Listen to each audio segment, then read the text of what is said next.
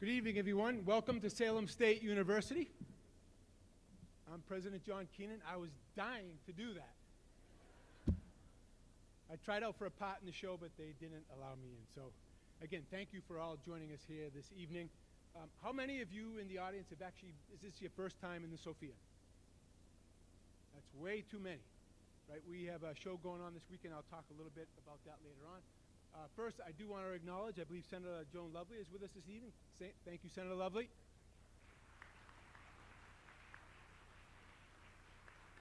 And District Attorney Paul Tucker is here as well, right? I don't know, these lights are tough. I don't know if our new representative, Manny Cruz, came in, but I know he was on the schedule. I also want to welcome all the city councilors and the school committee members. I think we probably have a quorum tonight in the House, so thank you for joining us. And we're thrilled at Salem State to host tonight's evening's event. We're proud to host this event along in partnership with the Frederick E. Berry Institute of Politics at Salem State University, the League of Women Voters here in Salem, the Salem Partnership, the Point Neighborhood Association, and the Historic Derby Street Neighborhood Association. Tonight's mayoral debate is an opportunity for the Salem community to hear from the 5 candidates running for mayor. And I will introduce them from right to left, from my right to left. Former City Councilor Steve Dibble, Town Manager of Salisbury Neil Harrington, Community Organizer Stacia Kraft, Acting Mayor Bob McCarthy, and former Mayoral Chief of Staff Dominic Pangallo. As you know, this is a special election to fill the remainder of the term left open by the successful election of Viking alumna and Lieutenant Governor Kim Driscoll. We have a packed house tonight, and combined with the neighbors tuning in via SATV or through online streaming, I think it's safe to say that our community is invested in Salem and cares about its future. Proudly, one of the hallmarks of Salem State experience is our commitment to civic engagement. In fact, with our long tradition of collaboration and partnership with the region, we consider ourselves to be the Commonwealth Civic Engagement University. As part of these efforts and through the support of State Senator Joan Lovely and former Representative Paul Tucker, the Frederick E. Berry Institute of Politics at Salem State, known as the Berry IOP, was founded in 2019 to commemorate the legacy of the late State Senator Frederick E. Berry, who passionately represented the 2nd District for some 30 years. During my time on the Beacon Hill, I too had the good fortune to serve with and learn from Senator Berry. The Berry IOP aims to expand political engagement at Salem State and all across the North Shore. Last month, our campus received the 2022 Investing in Institutionalization Award from the Students Learn, Students Vote Coalition for our efforts at boosting student voter registration. This gives me great hope for our future.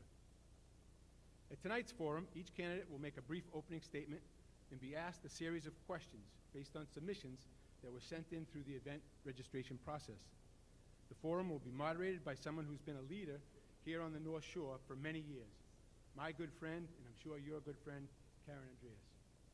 Karen has dedicated her lifelong career to the betterment of the North Shore region as a journalist, a media publisher, and currently as President and Chief Executive Officer of the North Shore Chamber of Commerce.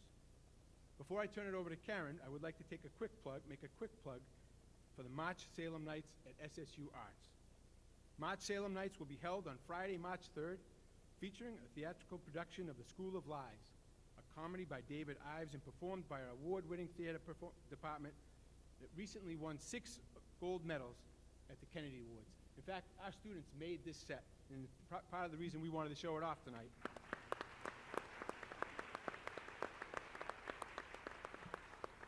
Curtain is at 7:30 p.m. right here in the Sophia Gordon Center. And on Monday, March 27th, with an evening with chamber music featuring violinist Robert Lehman. Robert is also the music director at the North Shore Philharmonic Orchestra. The concert begins at 7:30 in our beautiful recital hall located in the Harrington campus. For those Salemites, that's the old Osram Sylvania building.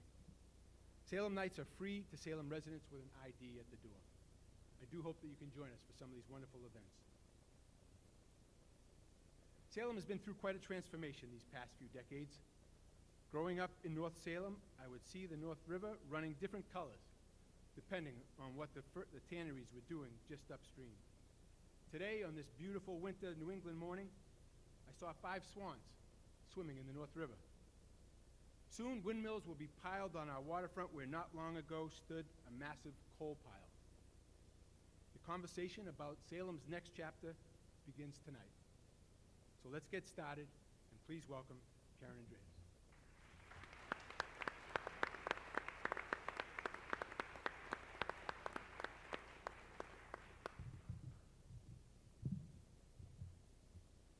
Thank you, President Keenan. It's a pleasure to be here, a pleasure to see many friendly faces.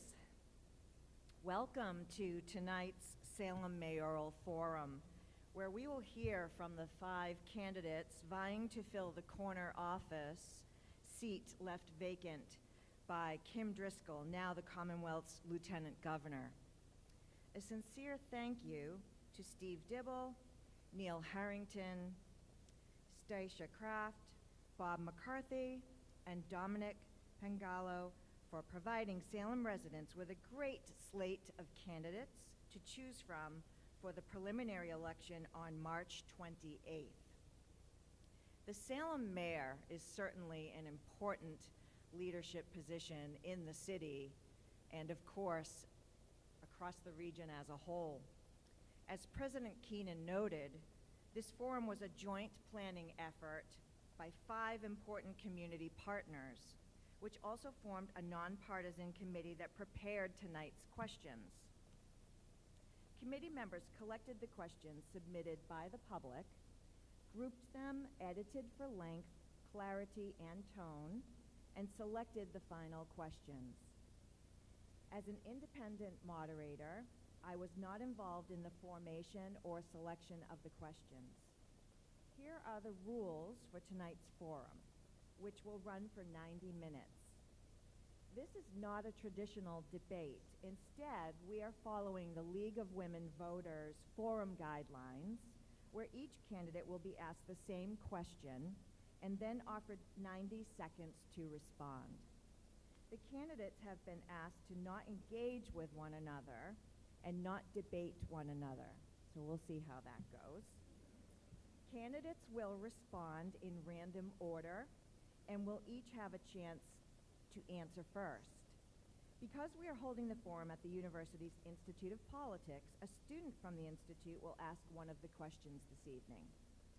Spanish interpretation during the forum will be provided by Haiti Benoit and Alexandra Fortich. We ask audience members to please silence your cell phones. Take a minute now to silence your phones, please. And try to remain quiet during the forum so everyone can hear the candidates. No cheers or jeers, please, and hold your applause until the end of the forum. So we will start tonight with opening statements. And candidates, you will each have 90 seconds for an opening statement, and we'll proceed in alphabetical order. So we'll begin with Stephen Dibble. Steve, your opening statement, please. Thank you. Salem is in need of legitimate change, not just change in leadership and ideas, but change of pace. I've been the only candidate who has proposed new ideas that represent real change. I am not a career politician, nor am I influenced by the close to 50% outside money that is affecting this race. Being senior planner and a city councilor provided me with unique tools to lead our city. I will focus on truly affordable housing and senior housing that, once created, will free up much needed housing. We will invite developers who focus on clean industrial growth, bringing higher paying jobs that will enable residents to live and work here. I am going to propose amending our zoning ordinance so that very large developments are given proper scrutiny by you, the people of Salem, at the ballot box. Unfortunately, a harmful example is half of Shetland Park will soon be turning into 1,400 luxury apartments. I will push for city charter reform to establish 8-year term limits for the mayor, ensuring a steady flow of fresh ideas into our city leadership. Also removing the mayor from the school committee. We cannot have repeats of Bentley, Bowditch, and the superintendent scandal. I will usher in a full operational audit to see where we can save money and improve the processes to help keep our taxes down. Finally, I will bring back the Community and Faith Leadership Councils to help tackle social issues such as homelessness, drug addiction, and mental health. A vote for Steve Dibble is a vote for the only candidate proposing real change. Thank you very much, Steve. Next is Neil Harrington, please. And candidates, I will just remind you that we do have a timekeeper right here in the front row. So if you could keep your eyes on the young lady here holding up signs, that would be very helpful. Thank you. Yes, Neil, thank you. Thank you and good evening, everyone. Salem voters have an important decision to make in choosing the person best qualified to fill the leadership vacuum created by Mayor Driscoll's departure. Residents are understandably concerned about our city's future stability and direction, and I believe they want our next mayor to have strong leadership skills and proven executive experience to lead Salem through this important transition period. I know firsthand that being mayor is a challenging job. I've been a municipal chief executive for almost 30 years, previously serving as 8 years of mayor here in Salem, and then the last 20 years as town manager in Salisbury. So handling complex budgets, negotiating union contracts, managing emergencies, working with elected officials, whether they be councilors or members of boards of selectmen, working with neighborhood groups, and resolving problems. These have all been part of my daily job description for many, many years. Salem's a different city than it was when I last served here. I understand that. But although lots of progress has been made, we have several challenges ahead of us, and we will discuss many of them here, I'm sure, this evening. What I want to say is that I come to this job prepared to lead, to listen, and to put my leadership ability and my first-hand management skills to work for all the citizens of Salem. I would sincerely appreciate your consideration and your vote. Thank you. Thank you very much. And next, we'll hear from Stacia Kraft, please. Hello, Salem State, and hi to everybody at home. I'm Stacia Kraft. This special election is about leadership. It is not merely about management. Managers essentially seek compliance with rules to maintain the status quo, and leaders are visionaries. Leaders take risks, they challenge the status quo, motivate, and manage people. I have proven my leadership in education, historic preservation, and the environment, and I understand the issues from the perspective of neighborhood advocacy and engagement. At this point in our history, Salem needs a leader who has the vision and the determination to navigate the serious challenges we face. I plan to move quickly on the issues of new developments on our flood zones and wetlands, sustainable, affordable housing for our Salem families, supporting public schools to keep our families in our system through grade 12, and preserving the immense cultural heritage which is essential to feed the soul of our community and to support our tourist economy. I would be honored to visit every neighborhood association this month to answer all your questions directly. Feel free to contact me at my website, www.staciakraft.com. Again, I'm Stacia Kraft, and I humbly ask for your consideration this election. Thank you. Thank you very much. Next is Robert Bob McCarthy. Thank you. I want to give many thanks to President Keenan and Executive Director Lynch and the Salem State-Berry Institute of Politics for sponsoring the event, as well as the other co-sponsors, the Partnership, the League of Women Voters, the Point Neighborhood, and the historic Derby Street neighborhood. I am so pleased to see so many of you tonight. The Commonwealth Civic Engagement University, as President Keenan stated earlier, it's fantastic to see so many young people here today to be the ones who will solve problems of tomorrow. I applaud you for all your efforts and initiatives that have been earned at Salem State, have earned Salem State University a national recognition as one of the most engaged campuses for college student voting. Salem State University is on the cusp of becoming an HSI, a Hispanic serving institution. As more young Hispanic and Latino young people are entering college from our local schools, I'm very eager to work with the Salem State University, the Point Neighborhood Association, and the Latino Leadership Coalition to make sure that we are serving all our Hispanic students and residents. I am Bob McCarthy. I'm the acting mayor. I'm a proud parent of 2 Salem High School graduates. I'm a owner and a small business owner. I have been the mayor for the last 8 weeks. I wish to continue to be the mayor, if anyone doesn't know, and I would like to continue to be the mayor for the foreseeable future. And I am the only one on this stage presently right now that has had his name on the ballot for the last 15 years in the municipal elections, has won those elections, has been 3 times council president, 3 times chair of A&F, and 3 times chair of licensed auto legal affairs. I believe I'm uniquely positioned to move the city forward, and I thank you, and I ask for your support come March 20th. Thank you. Thank you, Bob. And last up is Dominic Pangallo. Thank you, and thank you to the organizers of tonight's forum and to everyone for watching. My name is Dominic Pangallo, and you may know me as Mayor Kim Driscoll's Chief of Staff, or you may know me as Karen and Coach Pangallo's son. For the Salem State University students who are here, you might know me as Professor Kristen Pangallo's husband. But the reason I decided to run for mayor is my daughters, Lucy and Aurelia. They're 9 and 12, and I'm excited about the future that's ahead of them in my hometown here in Salem. As a Salem public school parent, I'm optimistic about the future that's before us. I'm not a politician. I'm a professional public administrator who's ready to keep our city moving forward, who's ready to do the work on day one because I've been doing that work every day full-time for the last decade. Someone who shares our vision for what we want our city to be and the values that have made us a beacon of progress and prosperity. I'm proud to have the endorsement of former Mayor Kim Driscoll, of organizations like the Salem Teachers Union, Environmental League of Massachusetts, Progressive Massachusetts, and the North Shore Labor Council. Our successes didn't come because of politics, and neither will the solutions to the challenges that are before us. They came from responsive, innovative, professional leadership. They came because so many of us are present for the important work of this community. And that's what qualified leadership is. It's being there when Salem needs you, not just when you need Salem. I'm running to build on the foundation we've created together, to fix what isn't working, but to keep us moving forward toward a Salem that works for everyone. Thank you. Thank you very much. So I will now present questions to the candidates, who will each have 90 seconds to respond. The first question is this. Haunted Happenings last year attracted nearly 1 million visitors to the city of Salem.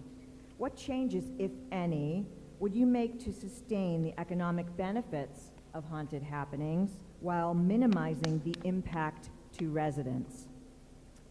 Neil Harrington, we'll start with you, please. In my opinion, Haunted Happenings is out of control. I'm fully in favor of marketing the city as a tourist attraction. In fact, we have many historic attractions in the city to market and a wonderful story to tell. However, a lot of that gets lost in what happens during Haunted Happenings, which is now extended not only to October, but really takes place somewhere from between Labor Day to almost Thanksgiving, disrupting the lives of hundreds of people in the city, trampling one of our most historic resources, which is the Salem Common, and really paying no homage to the great city that we hold dear in our hearts. So what I would do is convene a stakeholder group of all the interested parties, businesses, residences, Destination Salem that markets the city, and put together a strategy for refocusing and, if necessary, downsizing Haunted Happenings to something that's much more manageable. As far as I'm concerned, the genie is out of the bottle, and we need to start to work toward making it something that people in our city can manage and live with in their everyday lives. It's gotten out of hand as far as I'm concerned, but it's not something that we can't manage if we put our heads together. Thank you, Neil. Stacia Kraft, you're next, please. Thank you. Salem has been a tourist destination for many years. I remember when I was a little kid, my parents coming here and bringing me home a giant pencil. However, in the last 10 years, we have really cultivated witch kitsch. If you read through the Gateway City materials and understand strings attached to grants, you'll understand that they made a recommendation that cities cannot just be historic, that they need to pick a theme. And it's obvious to me that we've picked a theme, and that's witch kitsch. So I have to say, I believe that the product that we now market is beneath us, and it needs to be improved and expanded. Visitors expect a full experience when they come here. They expect an architecturally beautiful place. They expect history of all sorts, you know, highly elevated and kitsch. I recently read a Chinese study which compares residents' quality of life compared it with an increase in tourism. And those results from that study showed that if you focus on quality of life issues, and specifically the natural environment, then you will have less resistance from residents, and you'll also improve the quality of your tourism. Thank you. Bob McCarthy. Thank you. We just had this meeting last night, 2 hours down at the Community Life Center, and it was a spirited conversation about how we manage Halloween, and I believe that we have the teams in place that can do it. We are providing them with the resources to do it, but we also, as was stated last night, it's about listening and learning. Our teams on our public safety side are very reactive to making sure that we're all safe, but at the same time, they're very proactive in making sure that the things that work, they expand on and they implement, and they have been doing that from year to year. It's the last 10 to 15 years has been about trying to manage the crowds, as was stated. This past year, we did see that in the first 2 weekends, it did get to the point of almost being out of control. I would concede to that.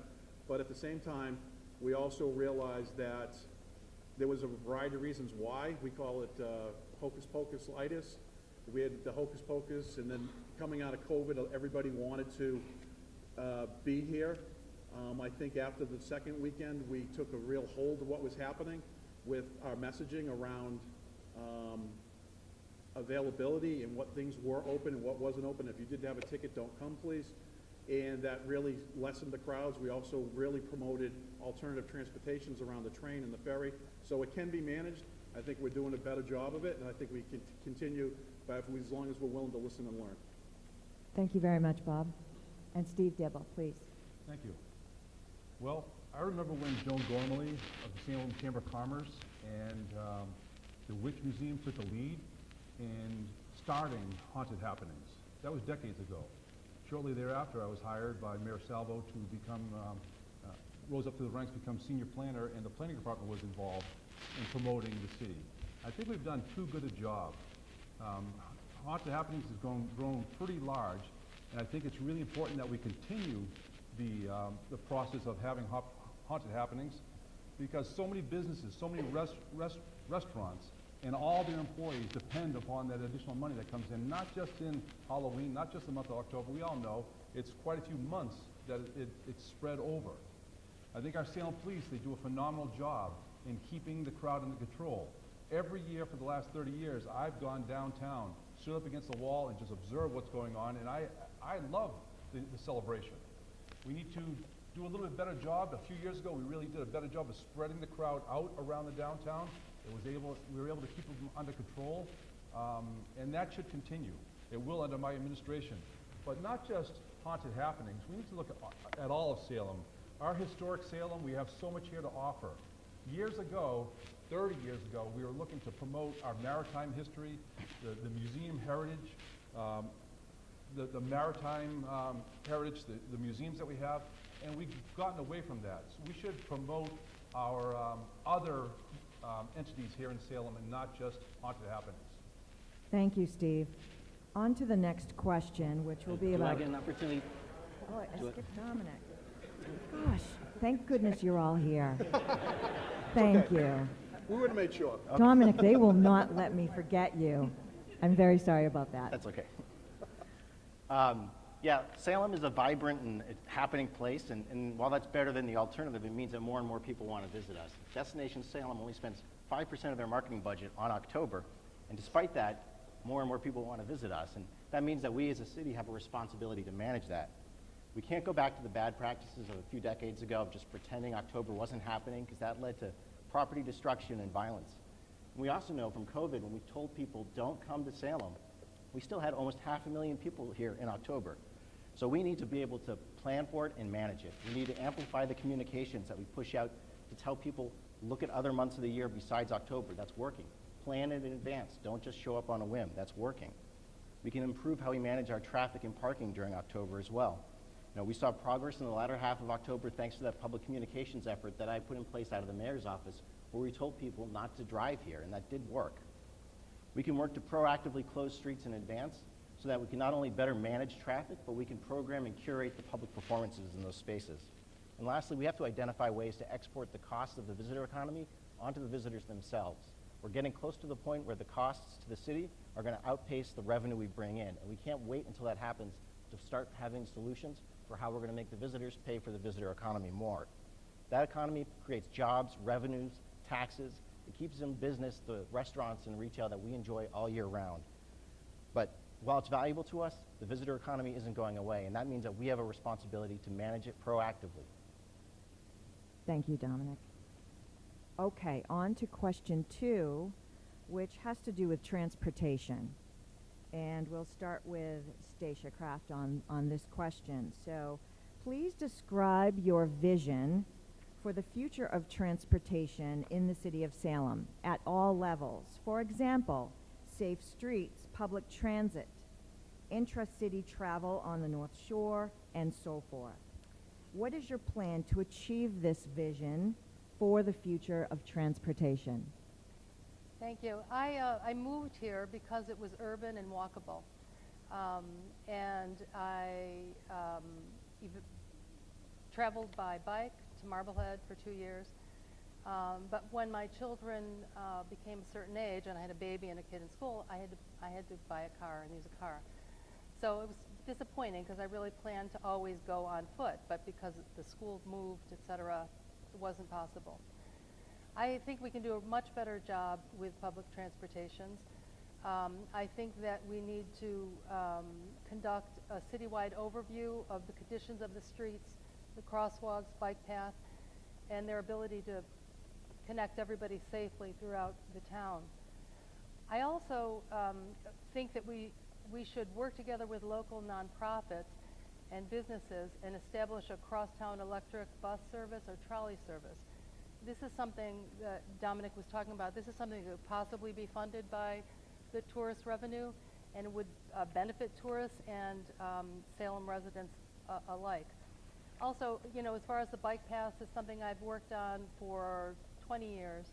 I worked through 3 mayors to make sure that a UB bypass road happened. And so I would like to see more clear connections between the parks, the schools, the off-road bike paths. I'd like more clarity there. Thank you. Thank you, Stacia. Steve Dibble, we'd like to hear from you next, please. Well, thank you. While I was senior planner for the city for 14 years, from 1986 to the year 2000, many of the improvements that we see scattered around the city would have come across my desk. Things like the North Street redesign, I would have rejected that immediately. What we're doing is lacking some common sense in what we're doing up at City Hall. My administration will apply common sense across the board to everything that we do, across the board. So let's talk about a couple of improvements that are needed here. We need a second rail stop that will be able, on Canal Street, that will be able to service Salem Hospital and Salem State, our 2 biggest employers. That's the single biggest thing that we can do to reduce car traffic in Salem. The single biggest thing. We need to work with our taxi companies here and have them merge with the Salem Skipper so that we have more of this type of vehicles scattered throughout the whole city. They've already expressed an interest way back before the Skipper even started of doing that together. So I'll be bringing all the cab companies, I think there's 3 of them together, and get it done. When I was senior planner, I wrote several grants and helped fund the bike trails in Salem. There's, if we just put common sense on no matter what the issue, especially on traffic, we can do a lot better. We can't just keep building more and more luxury apartments. That's going to cause more and more people to come here. We need senior housing, and that will free up other types of housing. That won't add to the traffic problem that we're having. Thank you. Bob McCarthy, your thoughts on transportation, please. Thank you. We, as a city councilor, we adopted the Complete Streets program, and that addresses a lot of what we're talking about here today with regards to making streets just not for vehicles, to make it for all forms of transportation.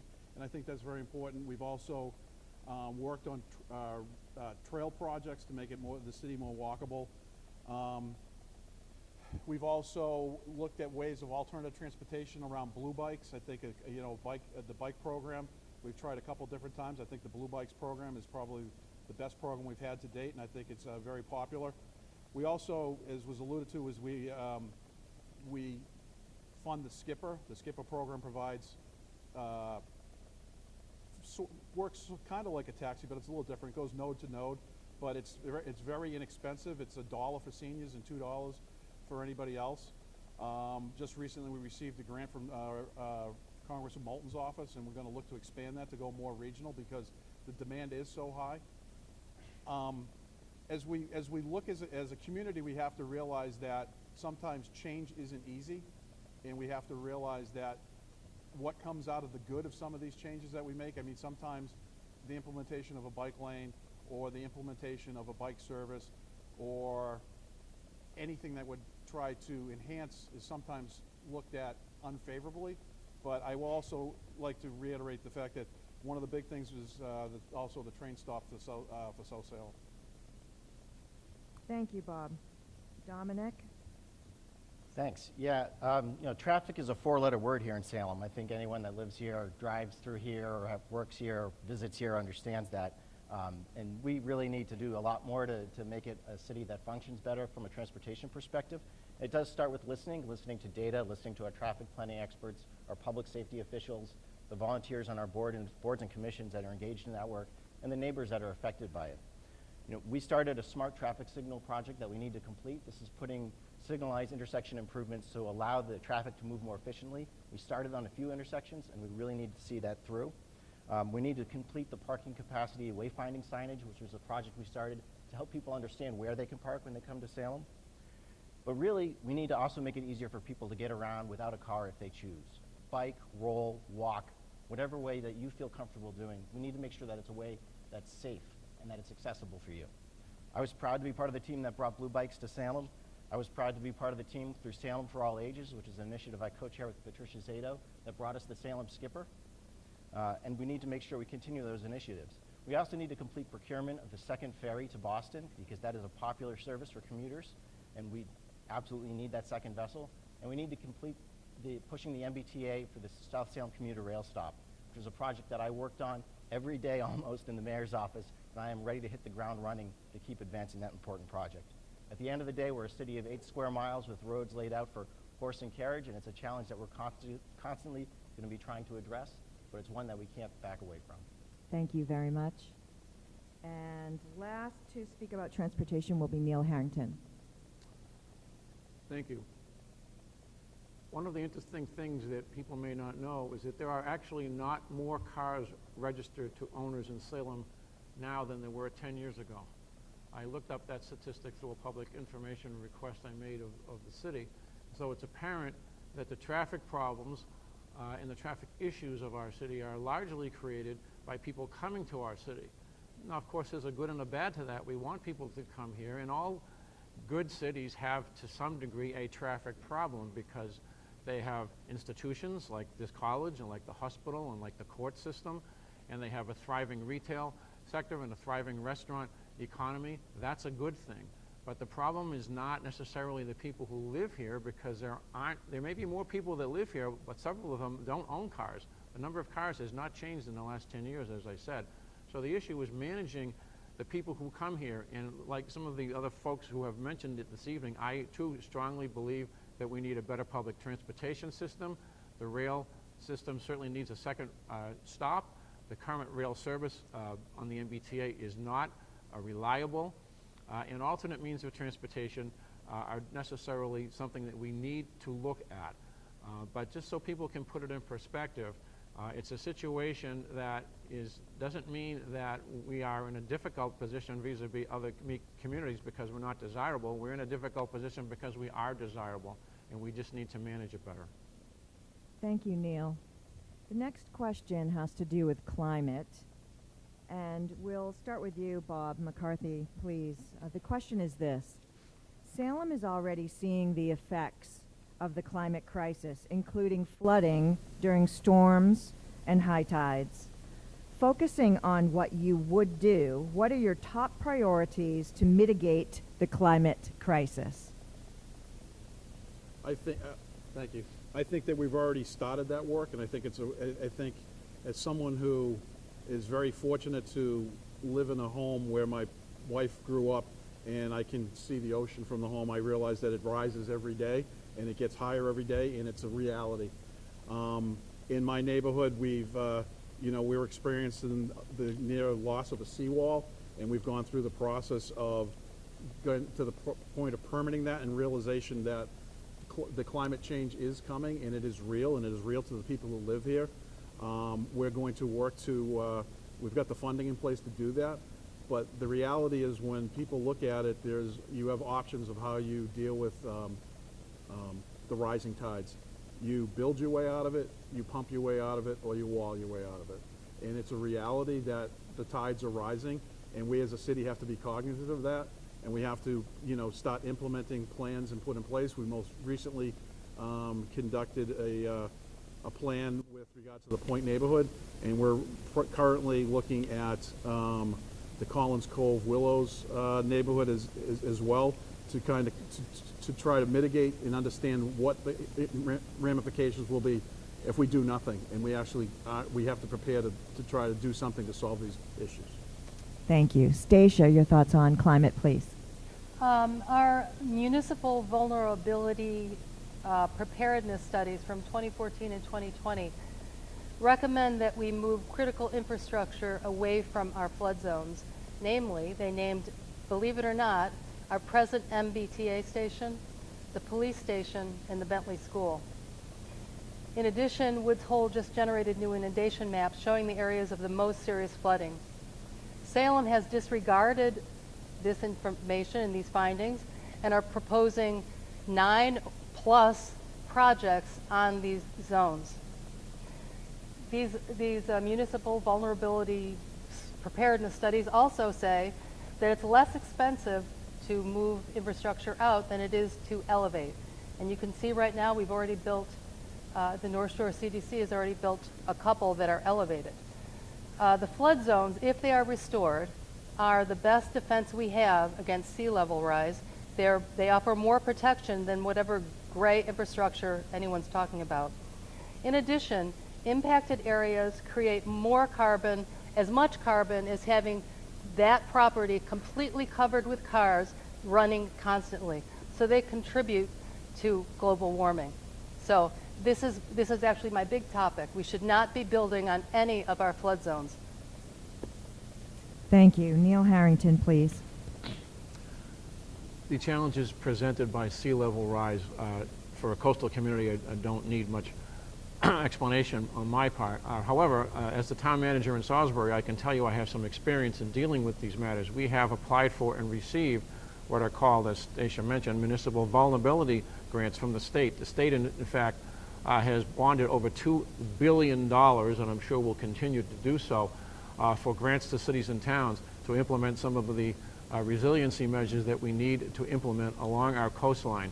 But we need also not to exacerbate the problem by building closer to our wetlands and our natural resources and our waterfront, such as what is being proposed at the Shetland Industrial Park.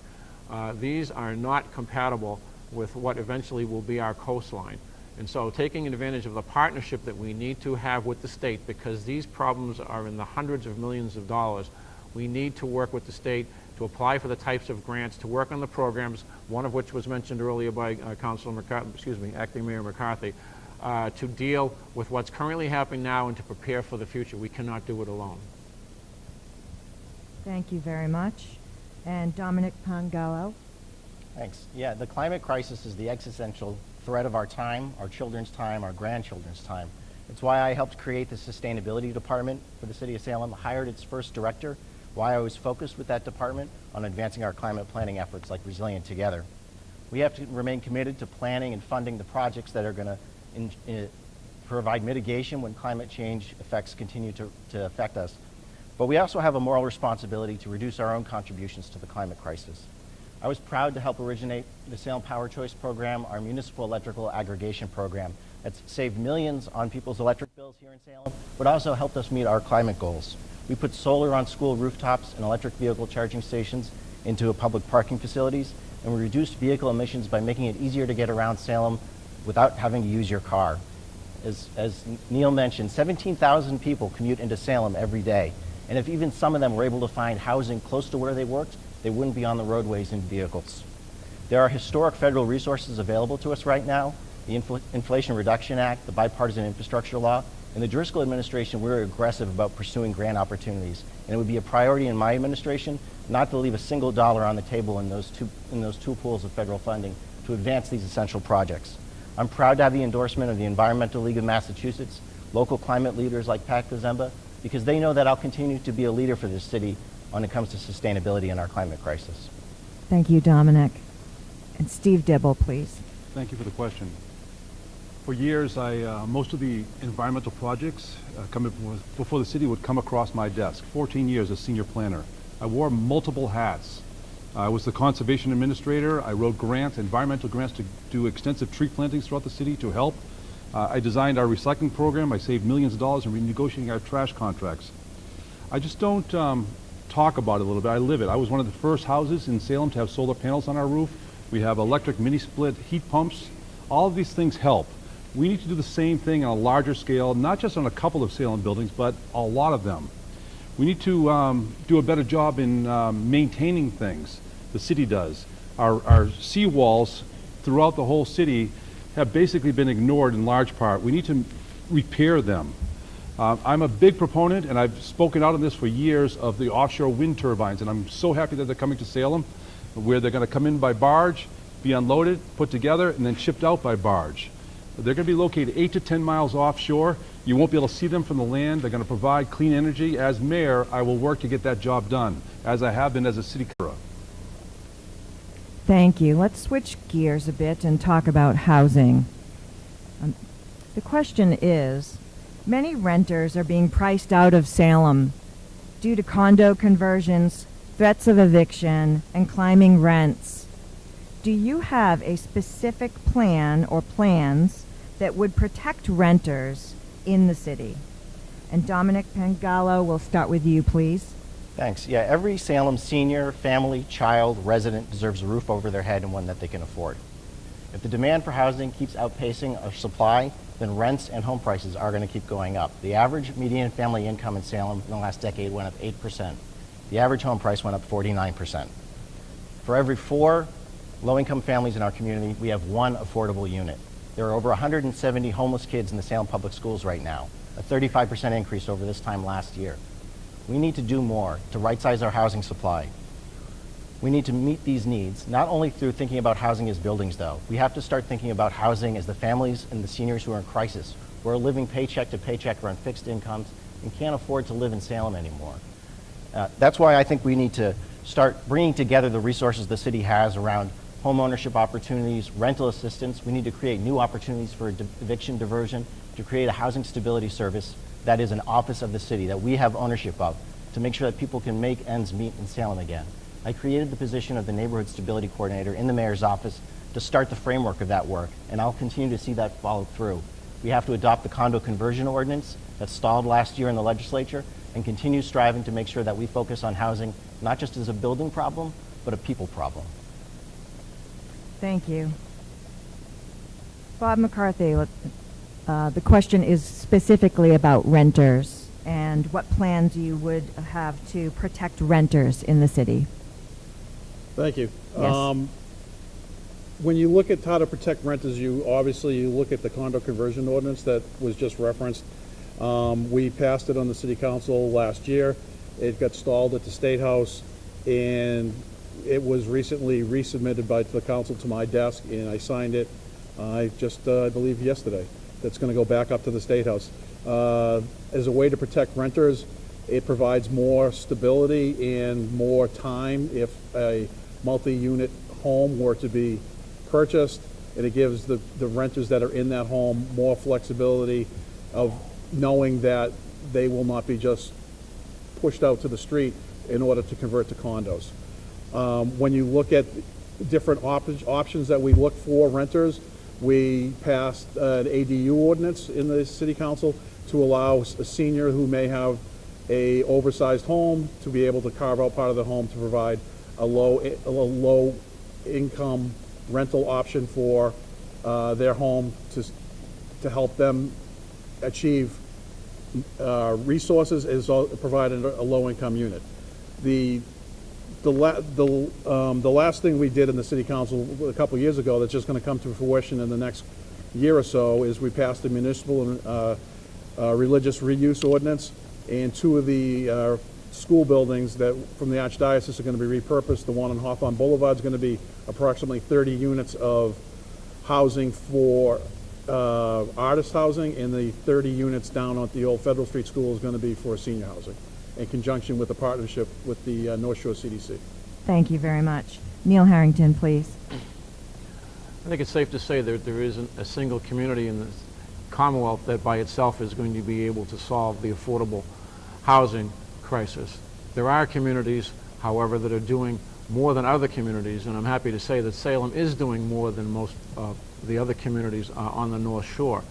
I hope to be able to continue to work on affordable housing issues, including issues having to do with rent. However, I am not in favor of rent control, nor am I in favor of the condominium conversion ordinance that was adopted by the city, because it does not provide a balance between the needs of renters and the property rights of people who own multifamily homes in Salem, many of whom are Salem residents. And so I would be more inclined to be on the side of rental assistance than I would be in restricting the right of a property owner to sell his or her home, or not burdening that person with a requirement to have to pay relocation expenses for a tenant when you are reconverting your home to a condominium.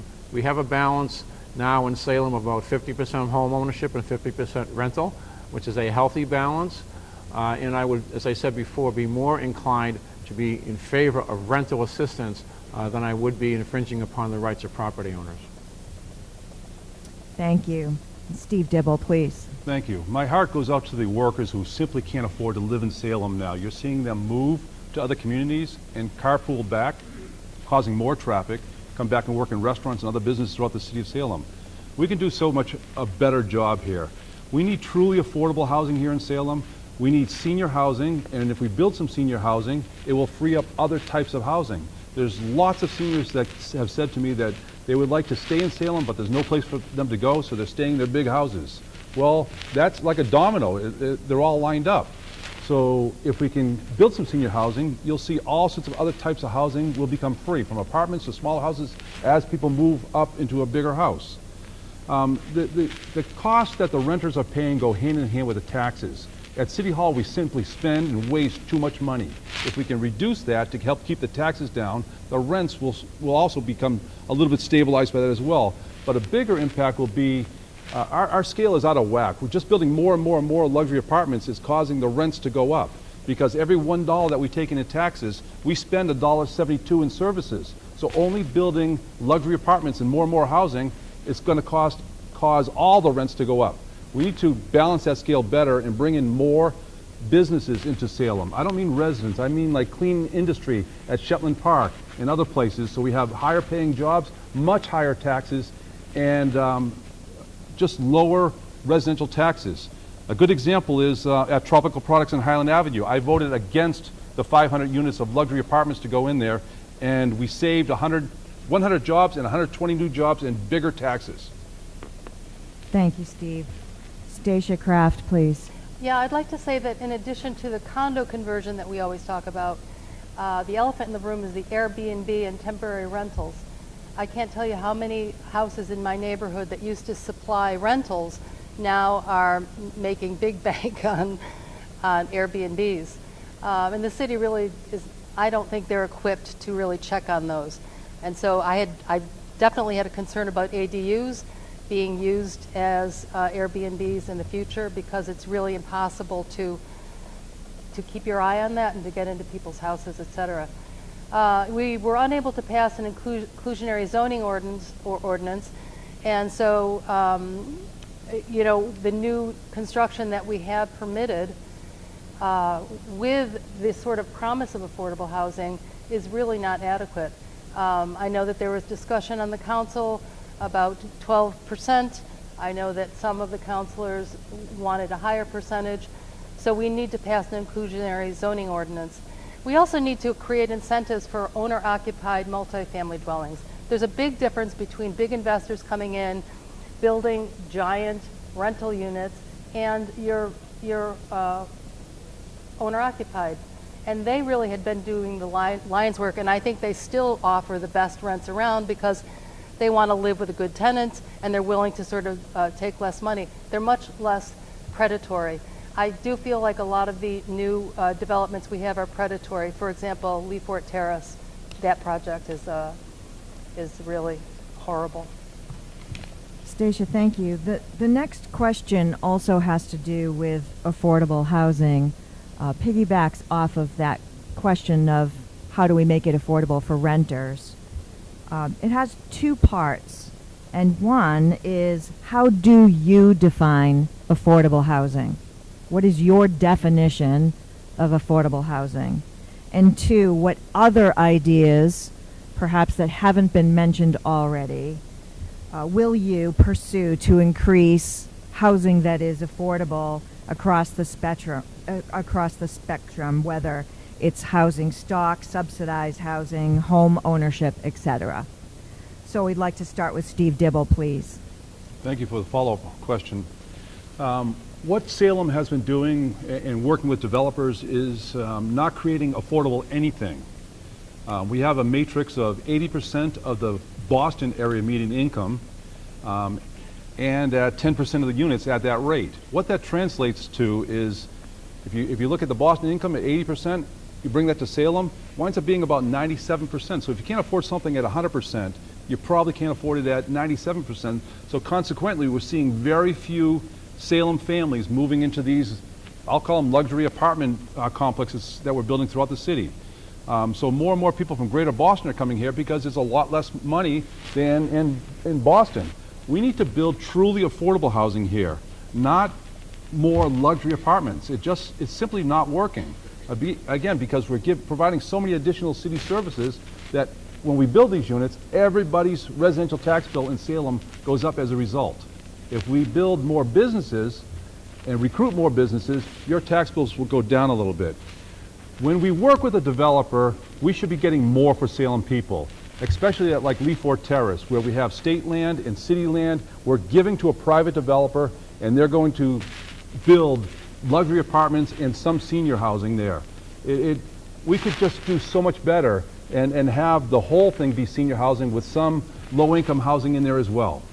Under my administration, you're going to see as I said earlier, you're going to see common sense applied to everything that we do. And right now, we're missing some of that. Thank you, Steve. Next, Stacia Kraft, I'll ask you, how do you define affordable housing, and what other ideas do you have to implement in the city? So it's true, affordable housing has been a word used to push what I would say are corporate investments. For example, Pequot Highlands was sold to Wynn, who now has the project at the MBTA station. They've just sold this to Silver Street, and they would describe it as an asset. And so, it seems like there's a movement to replace subsidized housing. In the case of Leafort Terrace, build rental units for investors, for billionaire investors, and something that the government will support, and they will be able to just collect rents. I know in the case of Pequot Highlands, they've had a lot of promises made to them. There'll be a manager on site, there will be this on site, will be that on site. Residents have reached out to me to say that the conditions are terrible. They've had a case of Legionnaire's disease there, and the interiors are just, crumbling. So we just sold off, and we're going to evict Leafort Terrace residents, build on our flood zone, and where they will end up, I don't know, but it's a horrifying project that we are doing in the name of affordable housing. For whom, I don't know, but I suspect it's not for the people of Salem. Thank you. Neil Harrington, your definition of affordable housing and other ideas that you have for the city. Well, affordable housing, in my eye, is housing that the average working class family can afford, whether it's a single wage earner or a two-person wage earner family. And in Salem, as Dominic mentioned earlier, the average median family income has not risen that much in the last several years. So we need to look at our affordable housing options for people who live here and for people who have a certain income level. In Salisbury, we have created, and I would recommend that we create in Salem, an inclusionary housing bylaw or ordinance in the case of the city, in which a designated percentage of any multifamily development goes to affordable housing. But the way the affordable housing laws are structured, just so everybody understands it, is you cannot reserve affordable housing units for Salem people, nor can you reserve elderly housing units for Salem people. People who invest in these properties and who built these multi-unit complexes take state and federal tax credits. In order to do that, you must comply with state and federal non-discrimination laws, which means you must have housing lotteries, which means they're open to anyone. So, for example, the CDC project at the Point, they're having a housing lottery now. You cannot restrict that housing lottery to Salem residents. It's not allowed by state and federal law. So the issue is the supply of housing. You cannot restrict housing to Salem residents. Much as we would like to do that, you can't do that. But affordable housing, as far as I'm concerned, is what the average family in Salem should be able to live in. Thank you very much, Neil. Bob McCarthy, definition of affordable housing and thoughts on how you implement that in Salem. Thank you. So, as was just alluded to, affordable housing is so the average person who lives here and works here can afford to live here. And as defined by the state, it would be 80% of the area mean income and 10% of the units. Well, that doesn't work for Salem. Over the past bunch of years, we've worked to strive towards 60% AMI, and we've also strived towards 20% affordability. And that seems to work, but a project was referenced earlier, and even the affordability was even less than that, to make it even totally affordable. Was also mentioned about inclusionary zoning. I was on the council when it was shot down by certain members of the council, and I just recently resubmitted the ordinance just this past week to back for the consideration of the council to bring it back. Because what will happen with an inclusionary ordinance, that will allow us to give density bonuses for construction, so that we can actually award the developer more units, but also realizing that as we make those awards, we're going to ask for more affordability, because that's what we really need. And the other way we do that is it happens with partnerships, because the city of Salem doesn't build housing. We have to work in partnerships in conjunction with our housing entities, such like the CDC, to come up with creative ways in order to help them and support them as they build affordable units for us, for our residents. Thank you, Bob. Dominic Pangallo, please. So the concept of affordability is if you're cost burdened, if you're paying more than 30% of your income each month for your housing costs. Almost half of the people in Salem are doing that right now.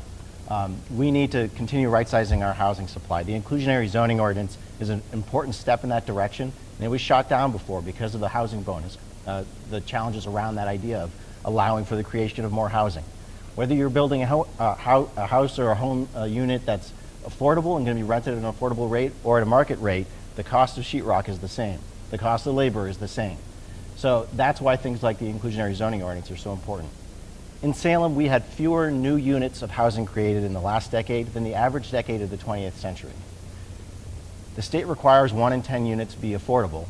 Of the units we created in the last decade, 1 in 7 were affordable. So we are moving the needle. And if you look at the buildings that are in the pipeline for construction, it's 1 in 3. But there has to be some element of market rate housing in those projects, because if all you build is affordable housing and you're a happening hot place like Salem, people that are of high affluence will come in and displace the lower income residents by buying the affordable units. So that's why it's important to have a proper mix, and that's why it's important to have an inclusionary zoning ordinance that's thoughtfully developed, that reflects 60-20 as Acting Mayor McCarthy mentioned, but what's the right balance for our community. I'm glad it's been resubmitted, and I think we need to keep the pedal down on this, because it is critical to right-sizing our housing supply. Thanks very much, Dominic. So for our next question, I invite Mia Rays to the podium. And Mia is a student at Salem State's Berry Institute of Politics. So please join us, Mia. Applause. Hello, everyone. My name is Mia Reyes, and I am a sophomore studying political science here at Salem State. Outside of my classes, I am a program assistant for the Barry Institute of Politics, president of Greek Council, and president of Pre-Law Society, as well as a student athlete for the Salem State women's tennis team. My question for you is, Salem strives to be a diverse, equitable, and inclusive city. What have you done to lead on these ideals? How will you recruit and retain diverse boards, commissions, staff, and leaders?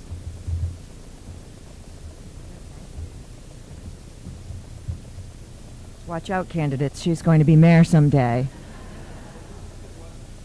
Exactly, exactly. Okay, so let's start with Neil Harrington, please. So can I assume that question relates to our current jobs, because some of us are not currently working for the city? Absolutely, yes. So as the town manager in Salisbury for the past 20 years, I'm very proud of the record that we have of creating a diverse workforce. Almost all of my department heads are female. I have a solid track record of hiring LGBT employees as well as people of color. We recruit as vigorously as we can to try to diversify with professional expertise all of the various staff positions that we have. Salisbury is a very small community, and so we have less than 100 total employees. But when there are opportunities to strengthen diversity, we certainly make that a priority. And if I'm elected mayor in Salem, we will continue to do so. Thank you very much, Neil. Dominic Pangallo, please. We've worked so hard over these past years to make Salem a place that welcomes everyone, and it's not always been easy. When we passed one of the first non-discrimination ordinances in the state, we had to put it into effect right away when Gordon College, who refused to stop discriminating against their LGBTQ students, held the contract to Old Town Hall. We revoked that contract to national outcry from the far right, but we turned that hate into something positive by raising money for NAGLI, and they used those funds to lease a space where they're still located today. I created the position of the Latino Affairs Coordinator along with the Latino Leadership Council and Mayor Driscoll and the Director of Diversity, Equity, and Inclusion, and then helped hire and supervise the people in those roles. Working with the Commission on Disabilities, we updated our outdated ADA transition plan and then put it into effect to make a more accessible city for everyone. I wrote the ordinances for more accessibility in public meetings, creating the Race Equity Commission, guaranteeing safe access to abortion and gender-affirming care, and removing gender-biased language from the city code. I helped ensure Salem every year receives a 100 score on the Municipal Equality Index. When I think about the place where I want to raise my children, I want it to be a place where they're supported, safe, respected, and empowered, no matter who they are, how they identify, or who they love. That's what I want for Salem, that's what I've always worked for, and that's what I will always, always continue fighting for. Thank you, Dominic. Steve Dibble. Thank you for the question. I am an ally to our gay and lesbian community and always have been. Just like I've been an ally for 4 decades for Salem's youth, the people with disabilities, our minorities, and hundreds of our seniors. For centuries, Salem has always been an open and inclusive place to live, and I applaud Salem for what we have done on inclusiveness. There will not be a separation with this community when I am mayor. There is no group that I will put on the back burner as City Hall has done in the past, with our Hispanic population, separating them into different schools, with Salem United and the Black Picnic, with our Muslim population, and religion leaders, just to name a few. I'm proud to have the support of many in the community. I have had many one-on-one conversations with the LGBTQ members, young and old, Salem State students, and longtime residents. They understand I support everyone, and that all issues, taxes, traffic, lack of affordable housing, schools in Salem affect them just the same. I show support during Pride when we raise the flags. Not just then. I'm always there to listen, and I support everyone all the time. When mayor, I will not change, but I will continue to support everyone. Thank you, Steve. Stacia Kraft, please. This is a good time to talk about rhetoric versus reality and leadership. Let's use the pot shops as a prime example.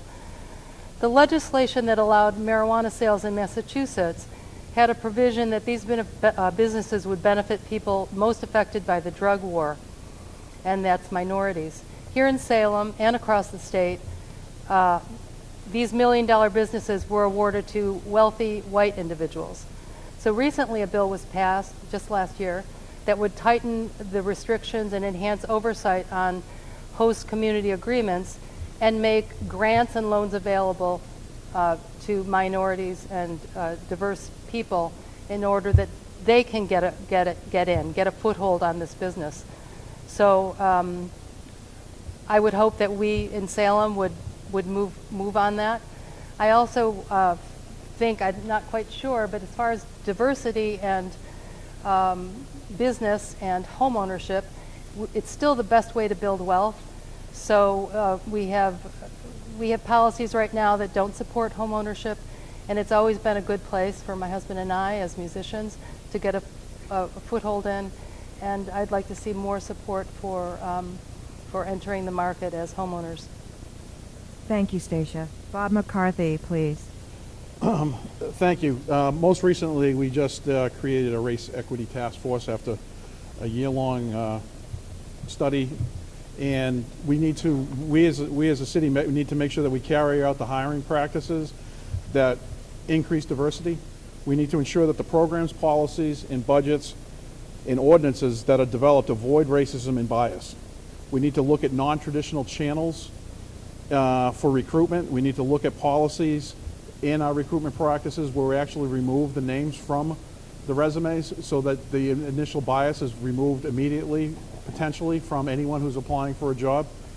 We want to make sure that we reach out to those that have been disadvantaged by prejudice, that are given access to the opportunities that amplify the diverse city that we as Salem have become and that we are. Because as was stated earlier, I was very fortunate 10 years ago, or maybe even a little longer now, when we passed the non-discrimination ordinance, and I worked with a whole bunch of people as we crafted that ordinance, and one of those individuals that I actually helped craft that ordinance is now currently my chief of staff, and I was very happy to bring him back on and hire him, because it is an understanding of what diversity means, and what we need to do is we keep moving forward as a city. Thank you. Thank you, Mia, for that question. Very good job. We'll switch gears now and talk about offshore wind. We'll start with you, Bob, on this question. Salem is about to become an offshore wind operations and marshaling port. What positive or negative aspects do you see in this initiative? And what actions would you take to prioritize that Salem residents in surrounding neighborhoods benefit from this initiative? So Bob, we'll start with you. We could go on all day about this. The offshore wind facility is in my ward, and it's been front and center for me as a ward councilor for the last 10 plus years. And as we moved into this, the first phase was the decommissioning of the old coal-fired power plant, the building of the new gas-fired plant, and now the wind marshaling yard. We're going to be totally green with that initiative. I have been pushing hard for the benefits of the neighborhood to make sure that the project works in conjunction with the neighbors and actually enhances the opportunities down there, and actually still maintains the buffer zone between that industrial property and the neighborhood. But at the same time, I've also been working with the workforce development boards and different initiatives to make sure that we're talking about job creation, and those jobs are going to come back to the area, both here and in the region. We've also, Crowley, the port operator, has also committed funds to the high school, and currently they're funding part of the CTE program, and they're providing a program for marine engine repair, so they can get certificates in that. The understanding is that the offshore wind industry is going to become a big economic driver both here and in the region, and we have to engage our youngest students in the opportunities to make sure that they can take full advantage of those, because it is going to be the biggest industry moving forward in the next decade. Thank you very much, Bob. So Neil Harrington, your thoughts on the offshore wind operations and marshaling port and how to prioritize the surrounding neighborhoods. I think offshore wind is one of the most exciting developments that happened in Salem in many, many years. Our historic connection to the waterfront, which has been sort of diminished over the years, is now going to be reinvigorated with using this valuable parcel on what is the best deep water port in Massachusetts. The assembly of the various turbines and the various components of these things taking place in Salem will help create jobs, hopefully good paying jobs with good benefits. But I am concerned about the impact, at least in the short term, on the neighborhood. When South Essex Sewage built the secondary treatment plant, I was mayor, and we worked with the neighborhood to mitigate the disruption to the neighborhood during the construction of that plant. So as we look forward to whatever type of build out may happen at the site where Crowley is now in control, as the mayor said, I would hope to work with the neighborhood to mitigate the short-term and the long-term impact on the people whose lives are right there, right next to this important area of our city. But this is a long-term sustainability project because not only, as I understand it, are they going to work on project off of the Cape, but eventually off the Gulf of Maine. And so this is something that the city hopefully will be able to benefit from for a long period of time in terms of tax revenue and jobs, and I completely support it. Thank you.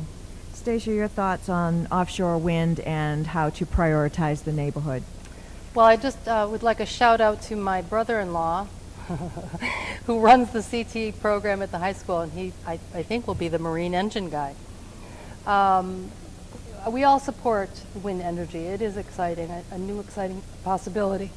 But it's also a difficult topic for the people who live really close to it. I think that there are issues to be sorted out as far as the size of the facility and its impact on the immediate neighborhoods and the entire community is in regards to its size, especially as we continue to promote Salem as an international destination. Many longtime residents remember this section, not me, of waterfront land as parkland, and then the parkland as a coal plant, and then the coal plant as a gas plant. And at that time, there were political promises to return this land to the city for recreational use. So now we've sold it, and it's going to be wind power, which is exciting, but we need to take into consideration the neighbors and the size of it and what its impact will be. We need to make sure that we get the best for Salem residents. Thank you, Stacia. Steve Dibble. Thank you for the question. This is something that most of you in the audience have heard me talk about for years. When the former administration wanted to build a C, about 4,000 units of luxury apartments on the power plant property, I put together a detailed video of the benefits to offshore wind turbines and protecting our marine heritage, our marine uses there on the property. And I posted the video online, and some 4,000 people watched that video on Facebook, and hundreds commented on it, and we wound up saving the project. The housing did not go forward. And that's really important because this project will create hundreds of very good jobs. My oldest son is a Salem High School graduate. He's a merchant marine ship captain. He drives a ship that is 2 football fields long. And he had been going up and down the eastern seaboard, digging the seabed and testing for future offshore wind turbines from Virginia all the way up through Long Island Sound, along New York to Martha's Vineyard. He is very excited that this is coming to Salem. He says, Dad, when these wind turbines are built, they'll be 8 to 10 miles offshore. You won't be able to see them from the land. You're going to have clean power, great jobs, and hopefully with a strong mayor, we'll have a lower electric bill for everybody in Salem, but because we have an opportunity to be able to bring that power and plug right into the power plant. We need a strong mayor that cares about the environment and has knowledge about these offshore wind turbines as I do. Thank you, Steve. And Dominic, you're last on this question. Offshore wind, your thoughts on the operations and marshaling port and how to prioritize the neighborhoods. Thanks, Karen. Yeah, the offshore wind terminal project is an opportunity to be really transformational for our tax base, for good jobs, and for our work to address the climate crisis. It's where the green energy meets the blue economy, and we can reflect a lot of the values and objectives we want to achieve for that site through the project labor agreement, through the community benefits agreement. If there's a financial element of that agreement, we need to make sure it's tied to inflation, unlike the SESD pilot, so that as inflation goes up, the payments to the city will continue to increase too. We need to support the development of career pathways at the Career and Technical Education program at Salem High School to make sure our students are fully equipped to benefit from what's coming, not just from the terminal itself, but all the ancillary industries that are going to come along with that. Engineering, manufacturing, administrative and legal careers. There's a whole ecosystem of work related to this field. And we need to make sure that those jobs and those benefits also are supporting the historically marginalized communities that have been disproportionately impacted by fossil fuels and by the climate crisis. I'm prepared on day one to get to work with Crowley and CEC and all the other community partners to advance this project and to continue to do so in a way that gives voice and consideration to the direct impacts that it's going to have on that neighborhood. Thank you very much. The next question is about education. So the Salem mayor is also the chair of the Salem Public School Committee. What do you think is the most pressing educational issue for Salem Public Schools, and how would you address that issue? Steve Dibble. It's a great question. Most everybody in this room you've heard me talk about our schools. Our schools need help. We can do so much better in our schools. We are losing so many teachers, so many principals. I believe the number was 420 students were pulled out of Salem schools by their parents and were sent somewhere else. Those aren't the kids that graduated. We're losing kids and having them find education somewhere else. We have awesome teachers, and we're just simply not supporting them. I propose to save quite a bit on wasteful spending, help to reduce the taxes a little bit in Salem, but also take some of that funds and get it to the school department to fully support our teachers so they can help our students. We need to get our students caught up. Many of them are way behind because of COVID, the experience. We've talked about bringing in retired teachers and supplement some of the paras and the teachers in the classroom. And I've talked to about 25 teachers already, retired teachers, and they're willing to come. And every single one of them said yes. Our children can't wait. That's probably the most pressing thing right now today. We need to elevate these young children that are behind with COVID, feeling mental stress. We just need to help resolve the COVID and get these children caught up and past where they would be without COVID. Thank you. Bob McCarthy, the most pressing educational issue that you see for Salem Public Schools? The most pressing issue is perception. Salem Public Schools do a great job, and as the proud parent of 2 Salem High School graduates, I can tell you that part of the job of being mayor is actually being the biggest advocate for our school system. I am an advocate for our school system. I value the education that both my boys received, and I also realize that we need to do a better job as a community to highlight what is good, because sometimes what gets lost in the conversations is what is good. Because for the first time in years, we're actually bringing students back to the high school, and we're bringing them back because of the CTE program and alternatives and choices. By giving our children the alternatives and choices that they need to make informed decisions, and also to be able to get certificates and various programs offered through CTE, will allow the student that's maybe not quite sure if they're ready to jump out into college to be able to go get a good paying job, to be able to maybe go to a community college before they take the leap into going to full-time college. The schools do a wonderful job, but I think we're suffering from post-COVID. We need to realize that the Cartwheel program we just brought in for our students, in the first month already reached its maximum of 100. We need to do more to help our students that are feeling insecure around different various issues, and we also need to make sure that we as a community provide equity with regards to technology, because as we saw during COVID, there was a big equity gap with regards to technology and some of the most vulnerable students. Thank you, Bob. Dominic Pangallo, the most pressing educational issue for the Salem Public Schools. Yeah, I'm an optimist about the Salem schools for philosophical reasons, but also for very personal reasons. I have a third grader at Bates and a 7th grader at Collins, and I think the path the district is on is largely the right one, but we need to continue a strong and positive focus to maintain that.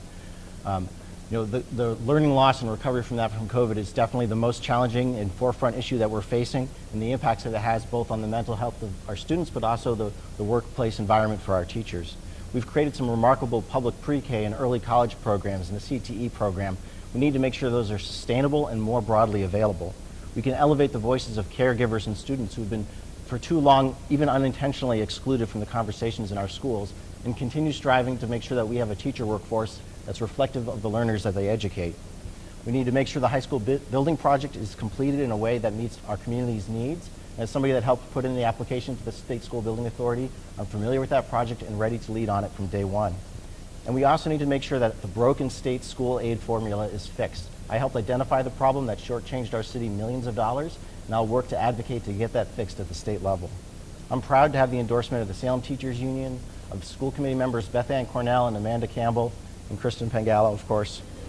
Some have said that the jury's still out on our superintendent and that our schools detract from our community.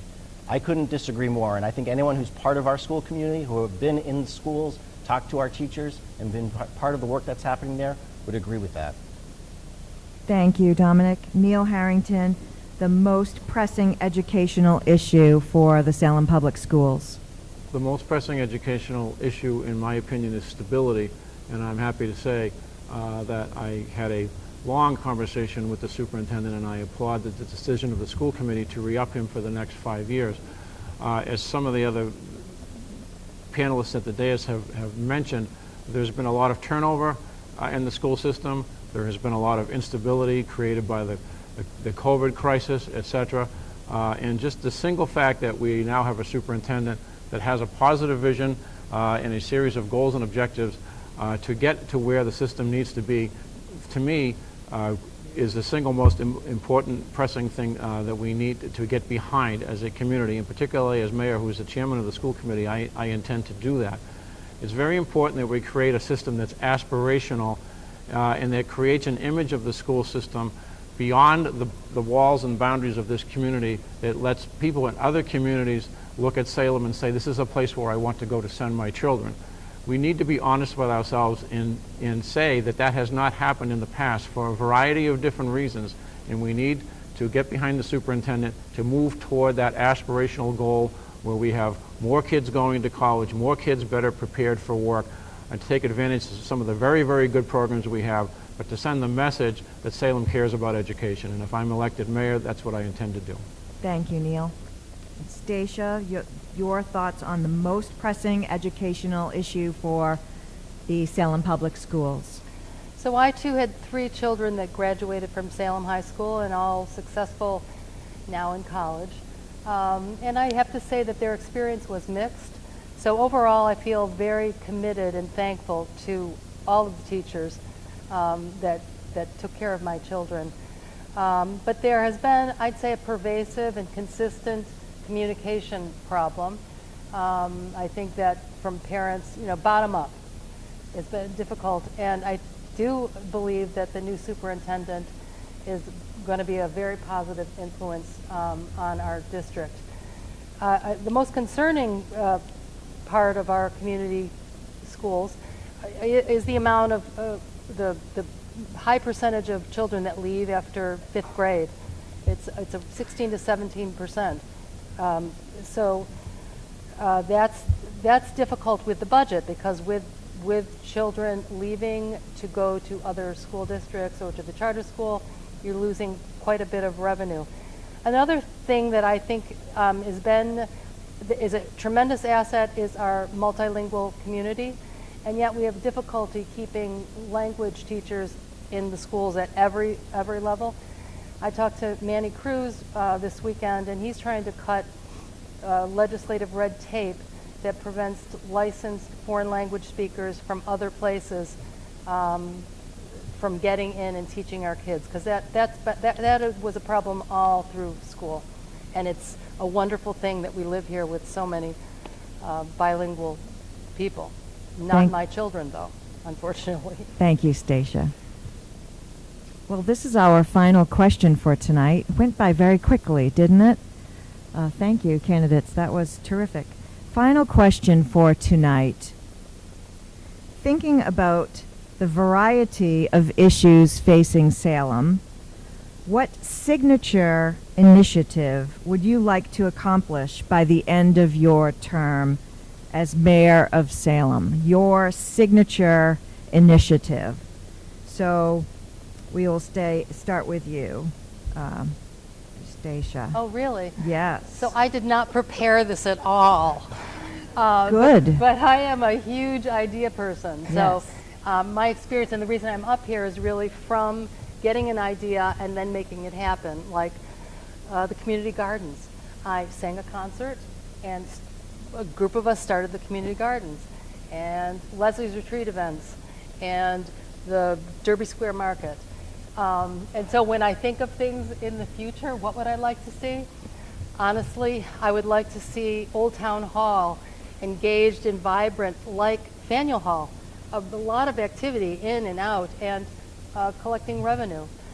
I would like to see Pioneer Village, where it is, living, breathing, working wonderfully, where people come to visit and possibly take a trolley through the El Punto Art Museum, our outside museum, and land at Pioneer Village.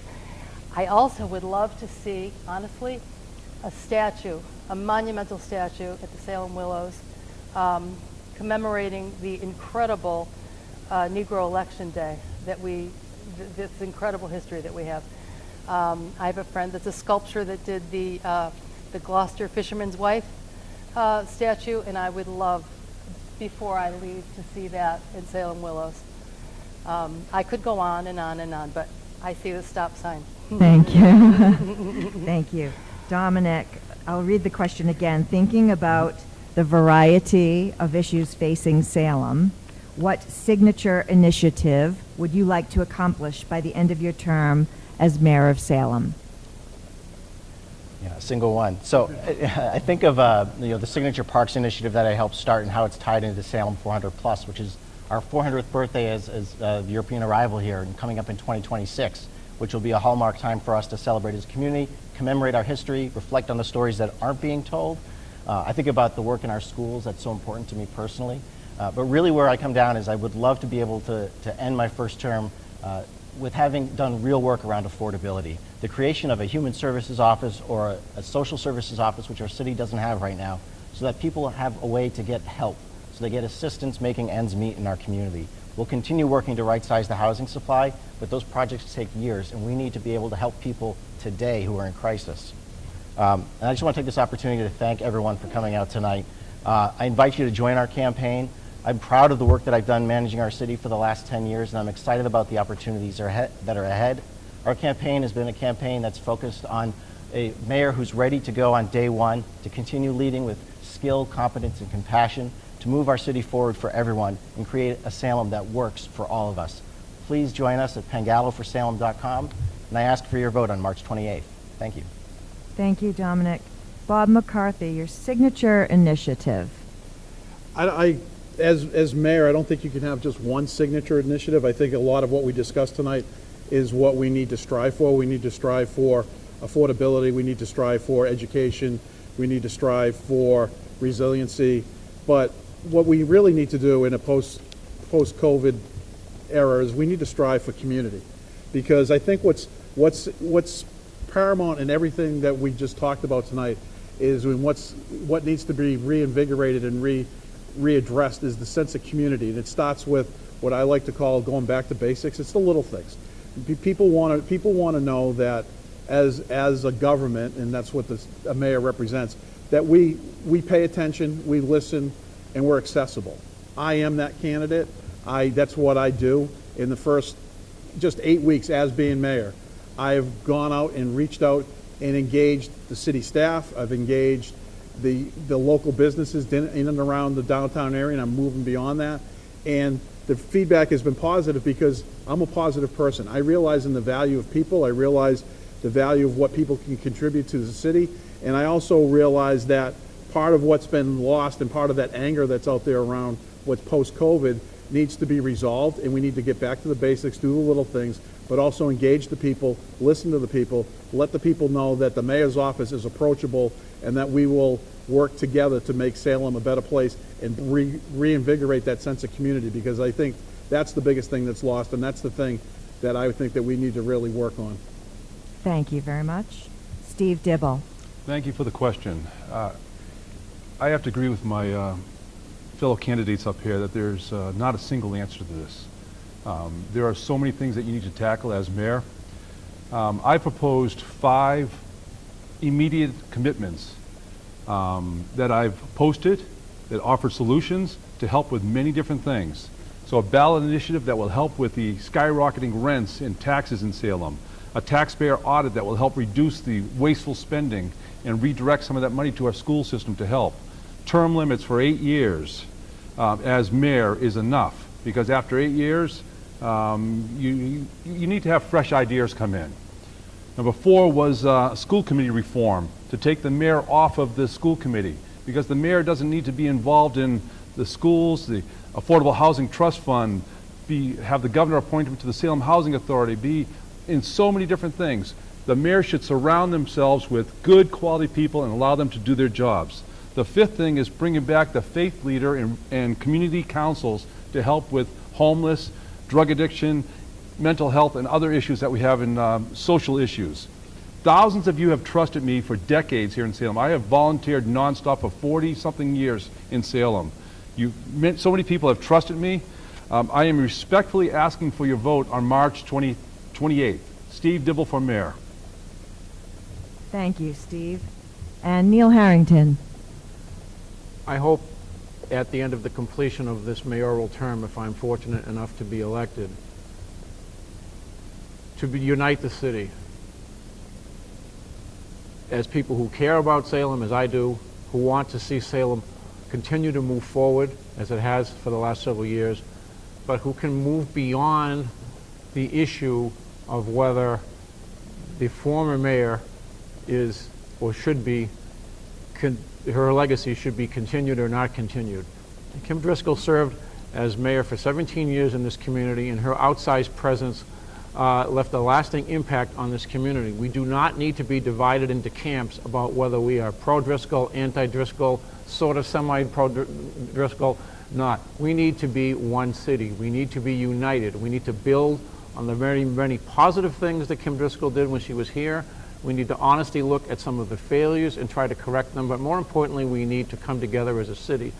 And the mayor is the only person, in my opinion, that can reach out to all parties, which I intend to do if I'm elected, to try to bring us together as one. Not to look to the past, but to look to the future and to see ways in which we can find common ground and improve the city that we love. That's why I'm running for mayor, and I respectfully ask for your vote. Thank you. Let's give them all a round of applause.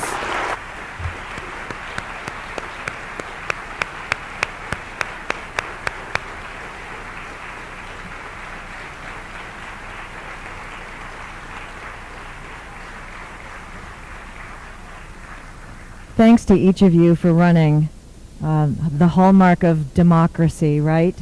How blessed for the city to have folks like this who will put themselves out there and sit on a stage and answer questions and campaign and work really hard on behalf of the citizens. So we applaud you again. Thank you very much.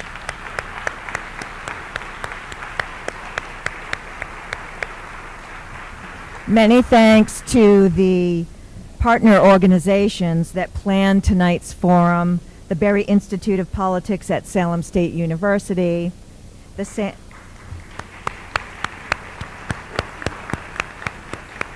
Salem Partnership, the League of Women Voters of Salem, the Point Neighborhood Association, and the historic Derby Street Neighborhood Association. Thank you to the Spanish interpreters, Haiti Benoit and Alexandra Fortich. We really appreciate you. And And thank you to SATV for broadcasting and videotaping this event. I know there are many, many people at home watching, and it's great to have the cable access TV station here to further that so that so many people can participate. And finally, thank you, Salem residents and students, for your civic engagement. Please don't forget to vote. The preliminary election will be held Tuesday, March 28th. So the preliminary election, at that point, voters will narrow the field to 2 candidates who will face off in the general election set for Tuesday, May 16th.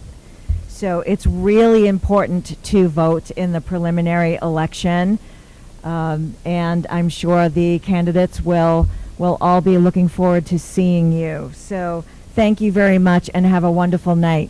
Thank you. And thank you, Karen Andreas. Oh. Well done. Thank you. And please, if you get a chance, School of Lies this Friday, free for Salem with an ID. Please join us. Have a wonderful evening.